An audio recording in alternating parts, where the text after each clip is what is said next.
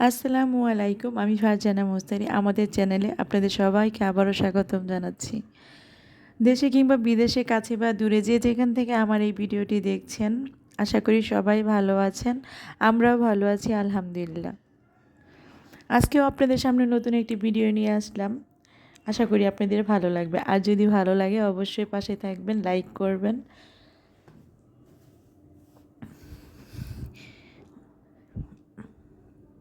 এই তো দেখতেই পাচ্ছেন, এখানে আমি প্রথমেই আজকে সকালবেলায় উঠে রান্নাঘরটা একটু ক্লিন করে নিচ্ছিলাম, যেহেতু রাতে রান্নাঘরটা ক্লিন করে রাখা হয় খাওয়া দাওয়ার পর টুকটাক।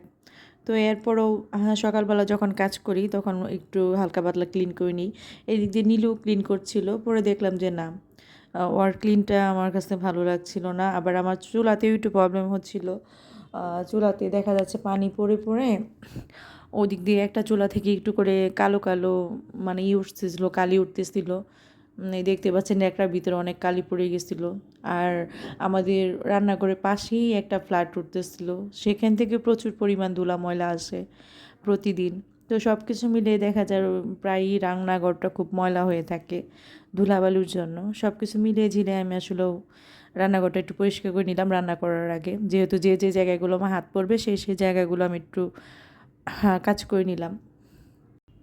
এরপর এখানে একটা মশলা তৈরি করে নিচ্ছি। এটা খুবই মানে মজাদার একটা মশলা এবং খুব এটা বলা যায় সিক্রেট একটা মশলা, আপনাদের সামনে আজকে আমি শেয়ার করব। এখানে আমি ৩ চামচ জিরা নিয়েছি, ধনিয়া হচ্ছে ১ চামচ, সাদা এলাচ ৩ চামচ, কালো এলাচ হচ্ছে ৮ থেকে ১০টি, জয়ফল হচ্ছে ১ চামচ, কালো গোলমরিচ ১ চামচ, সাদা সাদা গোলমরিচ ১ চামচ, তারপর লবঙ্গ ১ চামচ, সাদা স্টার মশলা সেটা হচ্ছে ৪ থেকে ৫টি, তারপর হচ্ছে এখানে ১ চামচের মতো শাহি জিরা, জয়ফল ২ পিস, দারচিনি হচ্ছে ৬ ইঞ্চি করে ৪ টুকরা নিয়েছি, আমি ভেঙে নিয়েছি এখানে। তেজপাতা আছে ৫ থেকে ৬ পিস। তারপর শুকনো মরিচ এখানে আপনার অপশনাল, এটা দিলে কালারটা ভালো আসবে, আর হচ্ছে না দিলে কালারটা তেমনটা ভালো আসবে না, এটাই। তো আমি এখানে দিয়েছি ২-১টা এরকম হবে পরে। আমার প্রথমে স্কিপটা নিতে মনে ছিল না, পরে আমি এটা দিয়েছি ২টার মতো মনে হয়। তো বেশি দেওয়া যাবে না, এখানে বেশি দিলে দেখা যায় ঝাল লেগে যাবে, কারণ যেহেতু এখানে অনেক ধরনের মশলা আছে, সবগুলো মশলাই খুব ঝাল। তো এই জন্য এখানে শুকনো মরিচটা তেমন বেশি একটা দেওয়া যাবে না। এরপর আমি এটাকে রোদে দিয়ে শুকিয়ে নিতাম, যেহেতু রোদ নেই, প্রচুর পরিমাণে বৃষ্টি হচ্ছে ২-৩ দিন যাবৎ। এর জন্য এখানে আমি চুলায় একদম হালকা মানে হিটে জাস্ট তাওয়াটা গরম করে আমি এখানে জাস্ট ১টা মিনিট শুধু এটাকে জিরাটাকে ভেজে নিব। ১টা মিনিট ভাজবো, এর বেশি ভাজবো না। এর মাঝখানে নাড়াচাড়া দিতে হবে, যতক্ষণ আপনি এটা টেলে নিবেন ততক্ষণ আপনাকে এটা নাড়াচাড়া দিয়ে সুন্দর করে ভেজে নিতে হবে, যাতে কোনো একটা অংশে পুড়ে না যায়। এই মশলাটা আপনারা বানানোর পর বিশ্বাস করেন যে এত সুন্দর হয় রান্নাগুলো, যে রান্নায় ব্যবহার করবেন। বিশেষ করে এটা গরুর মাংস এবং খাসির মাংসে, এই দুইটা মাংসের জন্যই খুবই মানে সুস্বাদু একটা মশলা, খুবই সিক্রেট একটা মশলা। আজ আপনাদের সামনে আমি তৈরি করে দেখালাম, এটা খুবই একটা গোপন টিপস বলা যায় আমার জন্য। এরপর আমি এখানে ব্লেন্ডার জারে আমি যে এটা একদম ব্লেন্ড করে নিব। এই মানে আমার যখন বিয়ে হয় তখন আমি আসলে রান্না তেমন কী জিনিস বুঝতাম না। তো হালকা পাতলা টুকটাক কোনো রকম, আর আমার শ্বশুরবাড়ি থেকে কখনোই আমাকে বলেনি যে আমাকে রান্না বান্না করতে হবে, বা এরকম প্রেশার কখনোই আসেনি, এখনও না। তো আমার শাশুড়ি প্রায় ওনার 85-90 কাছাকাছি বয়স, উনি তো বলে যে প্রায় 100-র মতো হয়ে গেছে। তো আমার শাশুড়ি প্রায় দেখা যায় প্রায় হবে, হ্যাঁ ২ মাসের মতো, সরি ২ বছরের মতো, ২ বছর আগেও উনি সুস্থ ছিলেন। উনি নিজে রান্নাবান্না করে খেতেন এবং আমরা সবসময় তার রান্নার অপেক্ষায় থাকতাম যে সে হাত দিয়ে রান্না করবে, এরপর আমরা খাবো, বা আমরা যখন বাড়ি থেকে যাইতাম এরকম। তো উনি অতটাই মানে ছিলেন যে রান্নাটা ওনার নিজেই তৈরি করতে পারতেন। তো আমার শাশুড়ির হাতের গরুর মাংসটা খুবই টেস্টি, এবং ছোটো মাছ চচ্চড়ি, তারপর মাসকালাই ডাল যাকে বলে, কালো ডাল। তো এই ৩টা জিনিস সবার কাছে প্রিয় আমাদের বাড়িতে, সবার। তো ঠিক আমারও ভালো লাগে আম্মার হাতে গুঁড়া মাছ চচ্চড়ি, গরুর মাংসটা। এরকম আমারও ভালো লাগে, খুবই ভালো লাগে। তো আমি যখন থেকে এই মশলাটা বানাই, বানানোর পর থেকে যখন আমি রান্না শুরু করি, তো আমার শাশুড়ি সত্যি উনি খুবই আমার রান্নার প্রতি প্রশংসা করে এবং খুবই খুবই আমাকে মানে সবসময় বলে যে তুমি মাংসটা রান্না করো যতবার আমি যাই। তো এই জিনিসটা আমাকে শুনতে হয় এখন। তো এখন সে অসুস্থ প্রায় 6 মাস যাবৎ উনি ভালোই অসুস্থ বলা যায়, ঘরে পড়ার মতোই। সবাই তার জন্য দোয়া করবেন যেন আল্লাহ তাআলা তাকে সুস্থ করে তাড়াতাড়ি ভালো করে। এই দোয়াটাই করবেন যেহেতু উনি বৃদ্ধ বয়স হয়েছে, আল্লাহ যেন তাকে তাড়াতাড়ি সুস্থ করে দেয়। আসলে তার কথা বেশি বলতে গেলে আমার একটু সমস্যা হয়, আমি পারি না তার কথা, অনেক কিছু বলতে পারি না, আমার মানে খুব কষ্ট হয়। আপনাদের কাছে একটাই অনুরোধ, সবাই তার জন্য দোয়া করবেন আল্লাহ যেন তাকে তাড়াতাড়ি সুস্থ করে। এরপরে এখানে আমি গরু মাংস রান্না করছি। এই যে এখানে আমি প্রথমে হলুদের গুঁড়া 1 চামচ, মরিচের গুঁড়া 1 চামচ, ধনিয়া রসুন 1 চামচ করে, আদা বাটা 1 চামচ, পেঁয়াজ বাটা 2 চামচ, জিরা বাটা 1 চামচ, দারচিনি এখানে হলো 4-5 পিস, ছোট ছোট পিস, এলাচ লবঙ্গ, কালো এলাচ, এগুলো সব দিয়ে দিলাম, গোটা এলাচগুলো, লবণ 2 চামচের মতো, পেঁয়াজ কুচি 1 কাপ, তেল পরিমাণ মতো দিয়ে এটাকে মাংসটাকে ভালো করে মেখে চেকে আমি এটাকে কষিয়ে নিয়েছি। কষিয়ে নেওয়ার পর এই যে দেখেন আমি এর আগে এখানে মশলাটা দিয়ে দিয়েছিলাম, আমার আসলে ক্লিপ নিতে মনে ছিল না, সরি। তো দেখতেই পাচ্ছেন যে আমার গরুর মাংসের কালারটা কত সুন্দর আসছে। সত্যি এই মশলাটা বিশ্বাস করেন মানে এতটা মানে টেস্ট এবং এতটা মানে ফ্লেভার মাংসের ভিতরে হয়, মানে আপনি বাবুর্চি বলতে গেলে বাবুর্চিকে হার মানাবেন। বিশ্বাস করে একবার এই মশলাটা আপনাকে বাসায় তৈরি করে দেখেন, আমি বিশ্বাস করি যে আপনারা নিরাশ হবেন না। এরপরে এখানে আমি পরিমাণ মতো পানি দিয়ে দিলাম, কিছু পরিমাণ আলু দিব এর জন্য, কারণ বাচ্চারা দেখা যায় একটু আলু দিলে মাংসটা খেতে পছন্দ করে। এখানে আমি কিছু পরিমাণ আলু দিয়ে আমি ঢাকা দিয়ে দিব।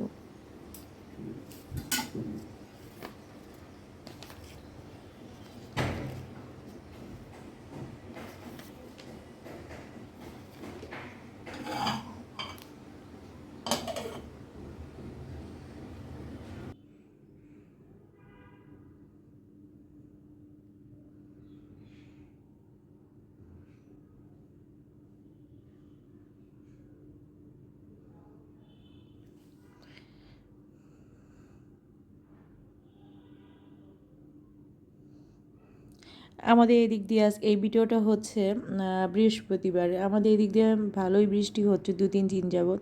তো ভাবলাম যে একটু খিচুড়ি করি, তো খিচুড়ির সাথে একটু মাংস ভুনা করি।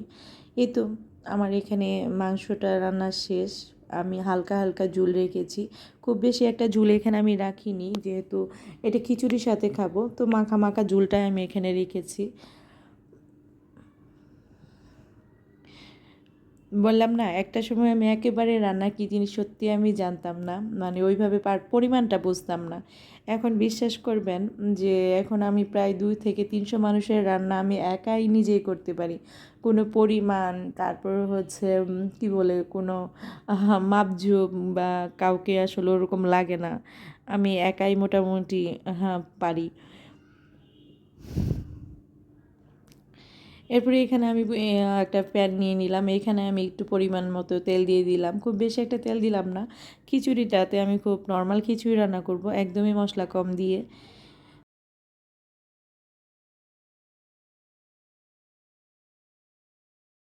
এখানে আমি আস্ত গোটা মশলাগুলো দিয়ে দিলাম, দারচিনি এলাচ তেজপাতা, এরপর দিব পেঁয়াজ।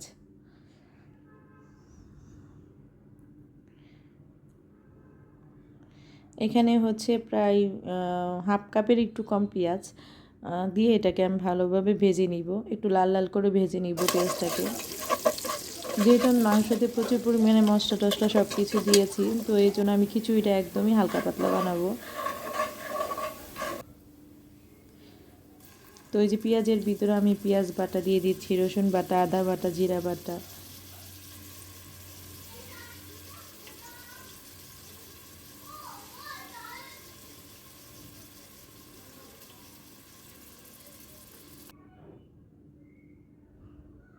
দিয়ে একটু ভেজে নিব যাতে আদা রসুনের গন্ধটা চলে যায়।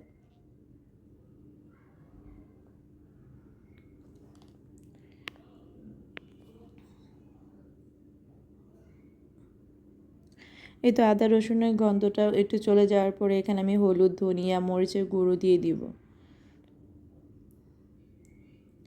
পরিমাণ মতো লবণ দিয়ে দিব।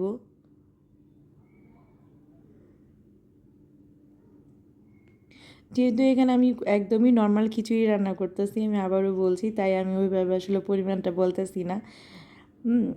শুধু শুধু খিচুড়ি রান্না করছি, খিচুড়ির সাথে আমি কোনো কিছু মিক্সড করছি না, মাংস না, একদম নর্মাল একটা খিচুড়ি। তো আমি মাঝে মধ্যে এইভাবেই রান্না করি, আমার ভালো লাগে আসলে এইভাবে মাঝে মধ্যে খিচুড়িটা রান্না করলে, খেতেও বেশ ভালোই লাগে, খারাপ লাগে না। সবসময় তো আর গরু মাংস দিয়ে মানে ভালো লাগে না, অনেক সময় মনে হয় যে একটা খিচুড়ি রান্না করি আর সাথে হচ্ছে মাংস, যে কোনো একটা মাংস করি আলাদা আলাদা, তো এরকম। তো আমি এখানে হালকা মানে একটু পানি দিয়ে দিচ্ছি, একদমই অল্প দিয়ে ভালোভাবে এটাকে আমি একটু মশলাটাকে কষিয়ে নিব, যাতে মশলার একটা গন্ধটা যে থাকবে, কাঁচা গন্ধটা যাতে চলে যায়।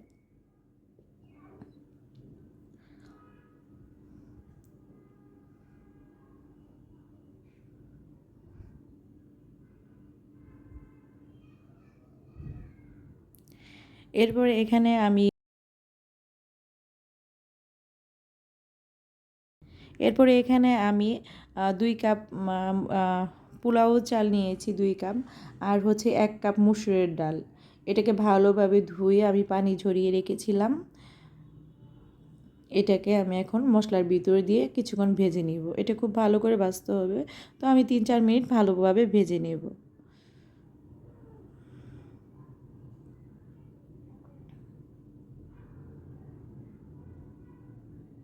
মুসুর ডাল আর চাল এইভাবে খিচুড়ি রান্না করে একদিন ট্রাই করে দেখবেন।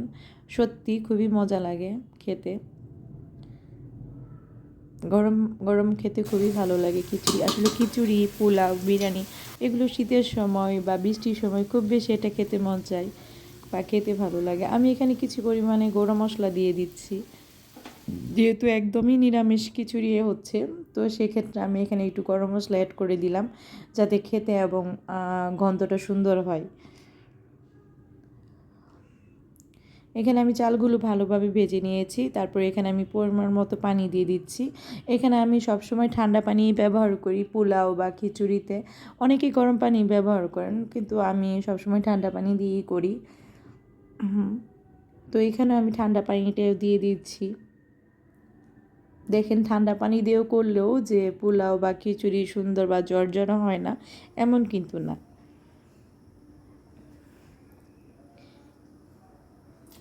এখানে কিছুটা আমি 4-5টা কাঁচামরিচও দিয়ে দিলাম। কাঁচামরিচটা দেওয়ার কারণটা হচ্ছে একটু ফ্লেভারটা আসবে, একটা কাঁচামরিচের সুগন্ধ আছে, সেটা একটু ছড়াবে, এই জন্যই। আর আমি সবসময় একটু ঝালটা কম দিই, যেহেতু আমার ছোটো বাচ্চারাই একই খাবার খায়, তাই আমি ঝালের পরিমাণটা তুলনামূলক কম দিই।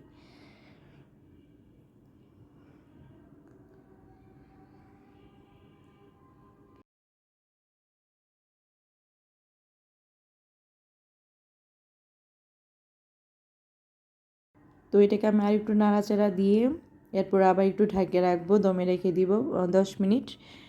এরপর এটা ভালোভাবে ফুটে যাবে।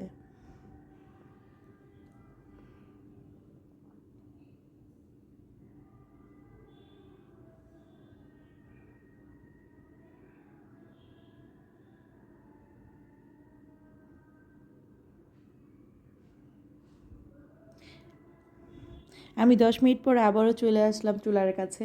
দেখেন কি সুন্দর ঝরঝরা এবং সুন্দর হয়েছে আমার মানে খিচুড়িটা। আসলে একা একা ক্যামেরা নিয়ে কাজ করতে খুব কষ্ট হয়ে যায়। এক হাতে ক্যামেরা ধরো বা এক হাতে ক্যামেরা মেনটেন করে দেখা যায় কাজ করা খুবই কষ্ট হয়ে যায়। তারপরে আপনাদের সামনে নিয়ে আসি। অবশ্যই যদি আপনাদের ভালো লাগে আমার কোনো ভিডিওর কোনো একটা অংশ, তাহলে অবশ্যই লাইক করতে, কমেন্টস করতে ভুলবেন না। আর যদি যারা এখনও আমাদেরকে সাবস্ক্রাইব করে নাই, আপনাদের যদি কোনো একটা জায়গায় আমি ভালো লেগে থাকি, তাহলে অবশ্যই আমাকে একটা সাবস্ক্রাইব করে দিবেন।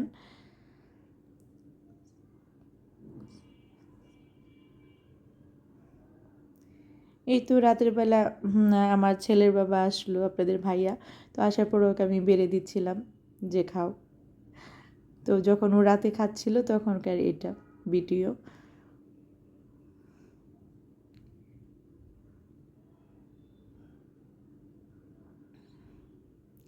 আমি ভিডিও শেষে আবারও বলতেছি সবার কাছে যে আমার শাশুড়ির জন্য সবাই দোয়া করবেন, আল্লাহ যেন তাকে অনেক সুস্থ করে দেয়। ওনার বয়স হয়েছে, আল্লাহ জানে তাকে, মানে আল্লাহ যা ভালো হওয়ার সেটাই করে, যেভাবে আল্লাহর মানে ওনাকে সুস্থ রাখুক সেটাই আমরা চাই, আল্লাহ যেন তাই কবুল করে।